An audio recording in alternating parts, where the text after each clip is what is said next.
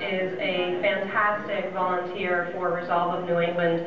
She's also on the board of Resolve National and is just a fantastic advocate for infertility and is actively involved in everything that is going on from an advocacy perspective. Without further ado, here's Lee Rubin calling. Thank you. Thank you, Erin, and thank you everyone for coming here today to Resolve of New England's annual conference. It's really great to see so many supporters of this important organization. So I am going to be wearing two hats today, one as an advocacy volunteer for Resolve of New England, and then second as a board member and co-chair of the Advocacy Committee for National Resolve. Let me start with local Resolve because I have some really important and exciting advocacy news to share. I hope everyone here knows that last year we were able to have the legislature pass an historic improvement to the infertility insurance mandate in Massachusetts.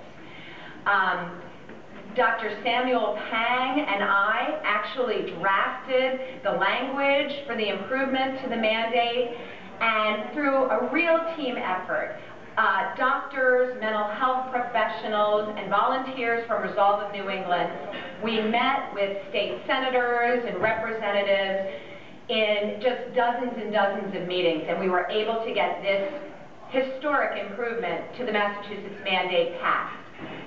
So that now, if a patient is over age 35, she and her husband only need to try for 6 months to conceive before they qualify for infertility coverage. It used to be a year. And you can imagine with 40-year-olds, waiting a whole year of trying to conceive could be the difference between ever having a family or not.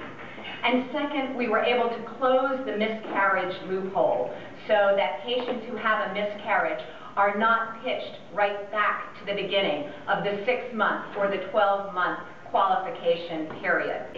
We have been so excited. We've talked to doctors and to clinics that they are now able to treat more patients because of this improvement to the mandate. And indeed, when I was at the ASRM conference a couple of years ago, several people told me that patient volume is down all over the country, except in Massachusetts. That's what they were hearing.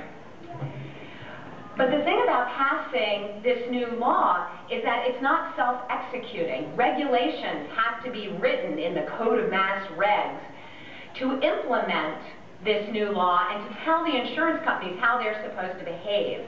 And so the Division of Insurance announced that it was convening a series of informal meetings.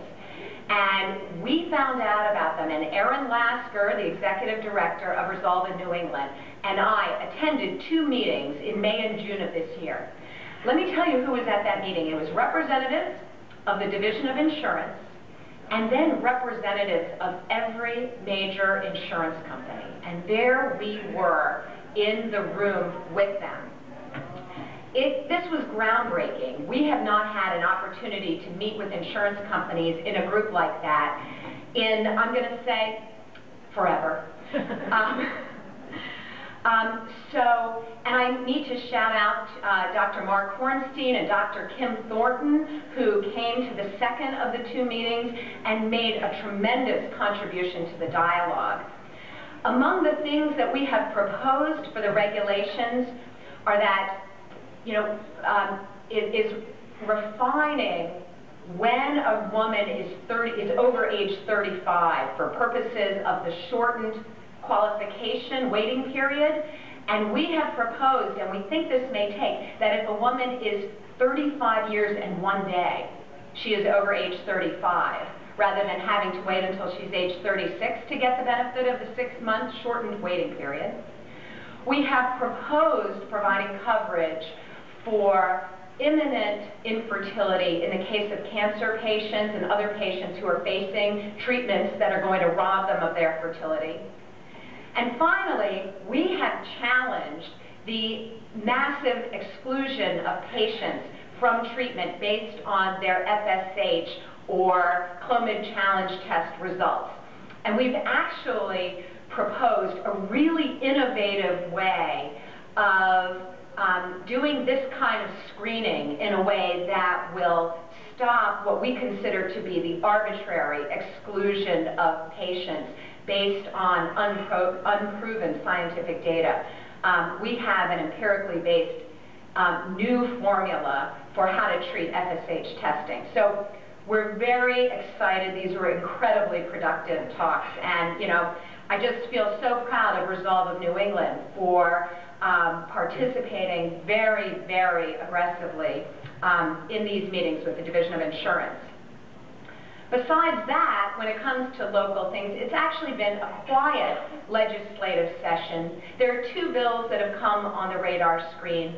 One is to make a further addition to the Massachusetts Insurance Mandate to include people who have diagnosed genetic disorders. We think this is a laudable bill, but the word that we're hearing is that after the big change that we were able to get last year, this one probably is not likely to pass. The other piece of legislation is that one